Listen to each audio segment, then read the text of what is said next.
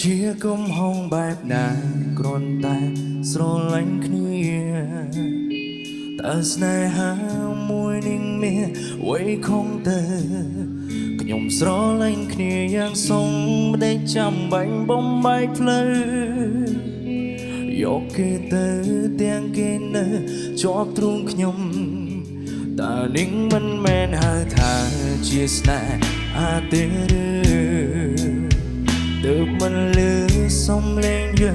យំបែកគ្នាចង់បានអ្វីខ្ញុំយល់ព្រមឲ្យតែពួងខ្ញុំជួបគ្នាចង់បន្តពីងសន្យាស្នេហ៍មិនប្រសូមគុំទងឲ្យខ្ញុំនៅនឹកគេទាំងមិនអាចជួប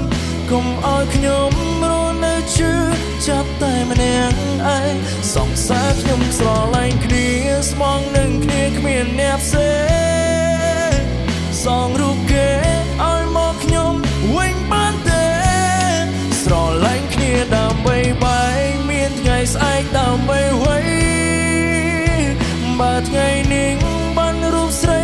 ពីភ្នែកខ្ញុំហើយសុំលឹងមើលជុំវិញខ្លួនបាត់រូបអូនរហូតហើ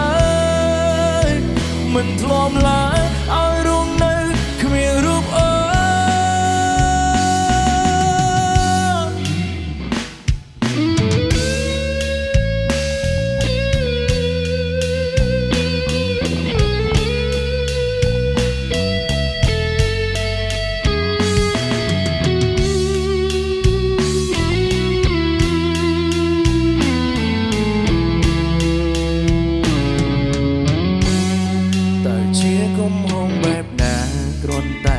ស្រឡាញ់គ្នាតែស្នេហាមួយនេះមានអ្វីខំទៅខ្ញុំស្រឡាញ់គ្នាយ៉ាងសុំមិនได้ចាំបាញ់បំបែកផ្លូវយកគេទៅទាំងគេនៅជាប់ទ្រូងខ្ញុំ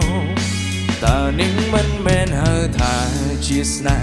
ហាទេឬទើបមិនលឺសំឡេងយំបែកគ្នាចង់បានអ្វីខ្ញុំយល់ព្រមឲ្យតែពួកខ្ញុំជួបគ្នាចង់បន្តពីងសន្យាស្នេហ៍មិនប្រសូមគុំទងឲ្យខ្ញុំនៅនឹកគេទាំងមិនអាចជួបគុំឲ្យខ្ញុំរស់នៅជឿចាប់តែម្នាក់ឯងសង្សារខ្ញុំស្រឡាញ់គ្នាស្មងនឹងគ្នាគ្មានអ្នកផ្សេងសងរូបគេឲ្យមកខ្ញុំវិញបានទេ